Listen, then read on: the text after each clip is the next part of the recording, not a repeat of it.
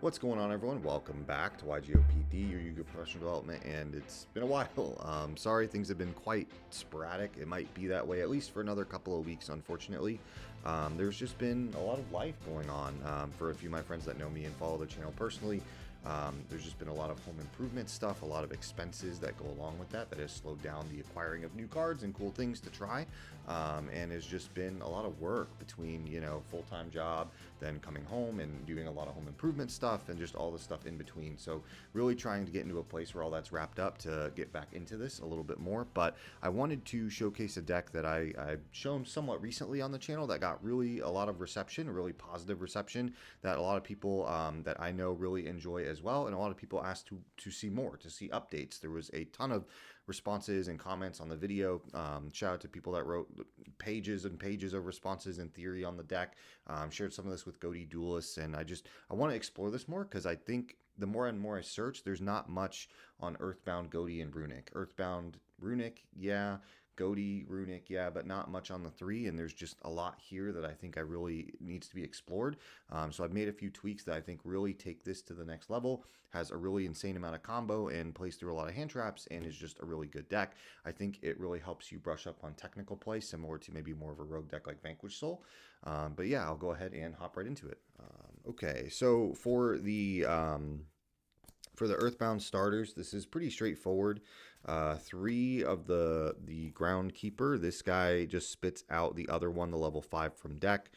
Three of the Stone Sweeper. These all lock you into fusions and synchros the turn you use their effect. That's not really a big deal because that's all you do in this deck. These are both starters for each other. This pitches itself to search this guy, and this guy summons him from either grave or deck. So it's just 6 ways to get to Arion Post, the level 6 synchro, which is just full combo. And the cool thing that I learned that one of my commenters pointed out, I'll kind of put a link to in the description in a pinned comment, I guess, both the video and his name, so you know where that pinned comment is in the prior video. But he just had massive amounts of insight on the deck that I think was really, really cool and just made me want to revisit it as a whole. But this card actually helps you play through hand traps, even if this gets hand trapped now with the Runicks. Like, there's a lot of cool lines you can do, and I'll just showcase that kind of at the end of the combo as well. And then for the Ghotis, the big ones on one Piss and one Snopios. Who knows how you say this guy, right? It's a meme, but I was not playing this before. I think it's actually really cool. I think I was on maybe 2 or 3 of this just because it was a combo, but this card comes up a lot more. I think I need to personally get better at maintaining the right amount of fish in hand and grave since it can't do on field. But this is kind of a pseudo interrupt. There are a lot of times where I play Snake Eye players where I'll shotgun a lot of my stuff a little bit earlier and do this on the Snake Eye Ash so that it banishes itself when it leaves the field, which just essentially means it can't pay cost and summon a Flamberge or another Snake Eye from deck. So it's really, really good. I really do enjoy it. And then the tuners, we have changed it up a little bit. We are on one of each, Zep, Schiff, and Paces. All of these are fine in rotation. You can always banish them pretty much from anywhere, hand, field, or grave if you really, really need to. And added the Paces. This card is really good. I just always thought Shift was a little bit better just because it could also banish itself from grave, but your main combo already gets one of these in rotation, so having a second one so you have 2 floating back in rotation is really important. A few people commented and mentioned that, like, you're being forced to do all your synchro stuff early. When you have multiple names in rotation, you have more flexibility with that, so I really did appreciate that. And then we did also add a couple honorary names. Well, Keef is not an honorary name, but one Hopier and one Keef. I don't think I read this card right. This is like one of the best cards I've ever read. When your opponent special summons, it banishes itself in that monster, so it just is Princess. And then if it's banished, it's going to come back during the next standby phase, and that effect that banishes itself and your opponent's monster, it also brings back a banished Ghoti as part of that too.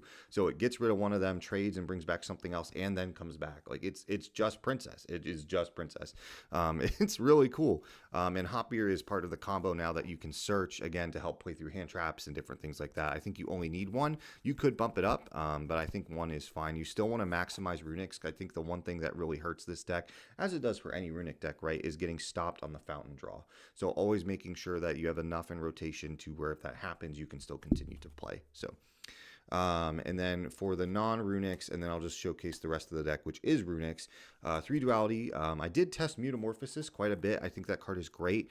I just prefer Duality. I understand that Metamorphosis does translate into a Ghoti name, which is good, but I think the value of this is just still a little bit higher and something I want to keep in. It's a better pitch off of Hugin if you really need to get something engraved to draw. It dodges targeting negation on Hugin, Mourner, Imperm, Veiler, anything like that.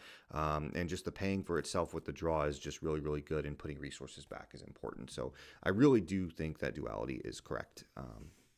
And then the rest of the deck is still Runics. We have a high count. Obviously, we made a little bit of room for some other things. But 2 Fountain, pretty standard there.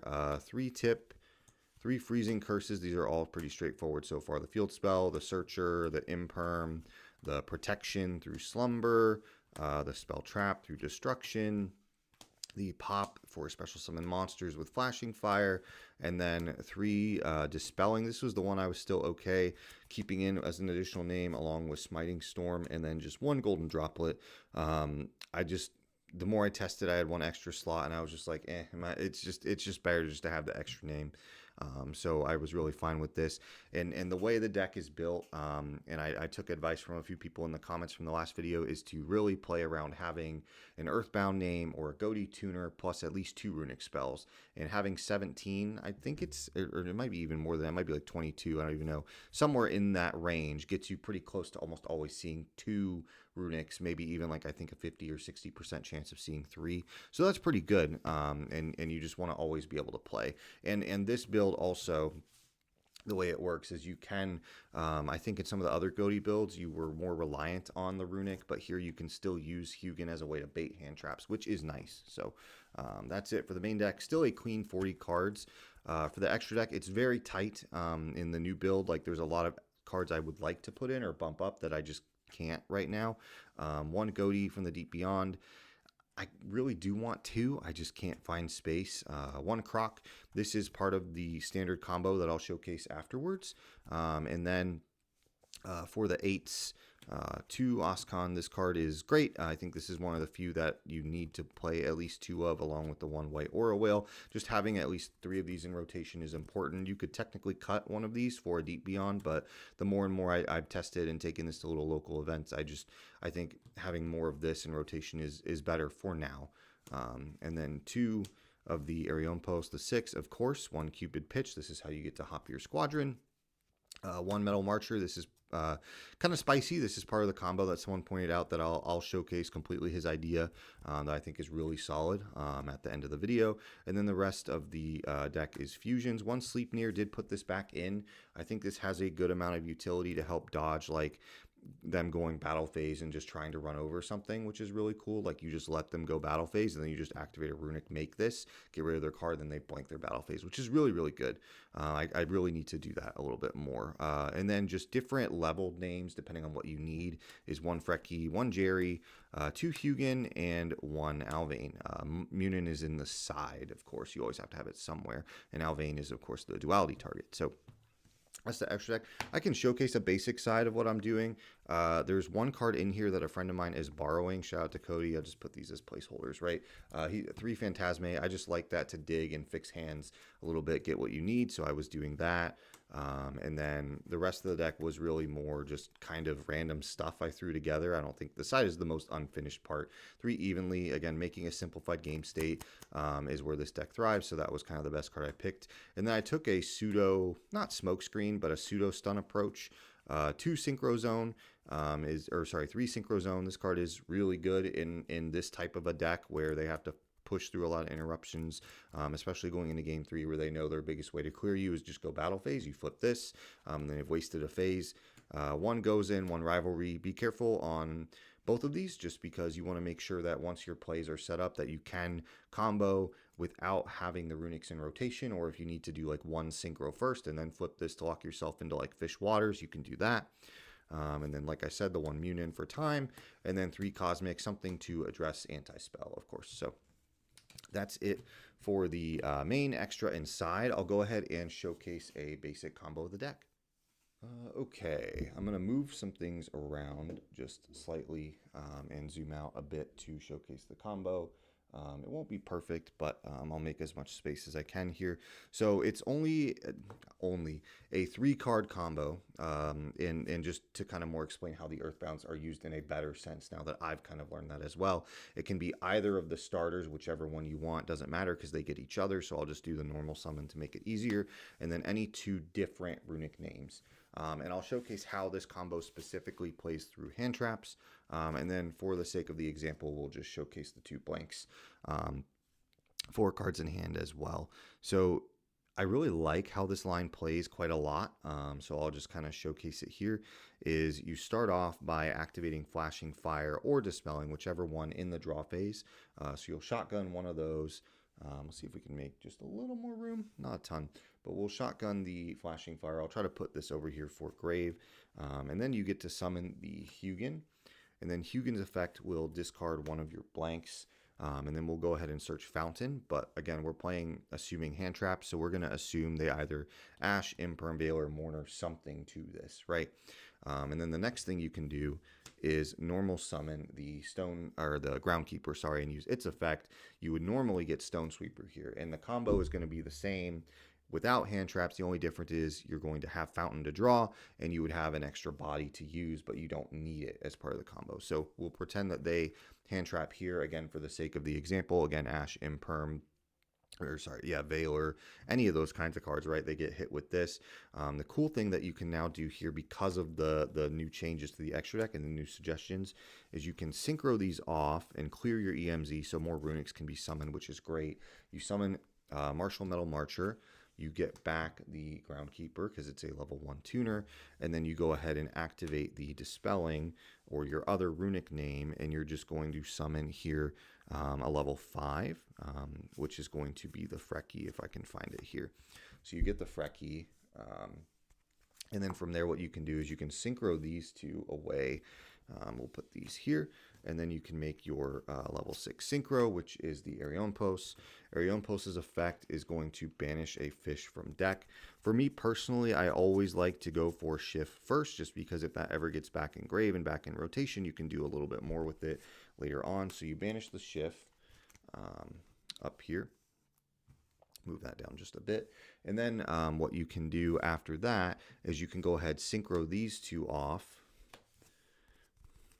into the Croc, and then you can do chain links here to block your banish and search, and then you also have the draw. So Arion-Pos banishes to search.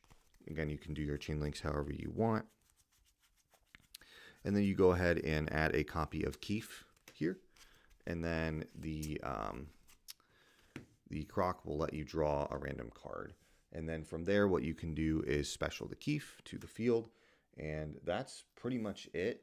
It looks not great. I'll move these over because of the glare. It looks not great, but it adds a lot more layers than just the level 6 you kind of had before. There's a few things. You have 2 cards in hand, even through 2 hand traps, 2 pitch for Croc. So you have 1 interrupt there in the form of Croc. Your second one is going to be Keef, right? If they special summon something, you're going to banish that.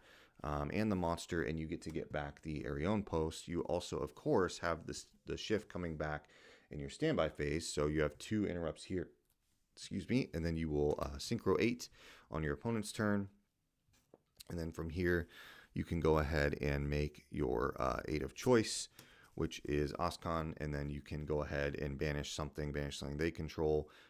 So that's 3, and then Shift would obviously banish itself as follow-up, and then you could bring this back as well.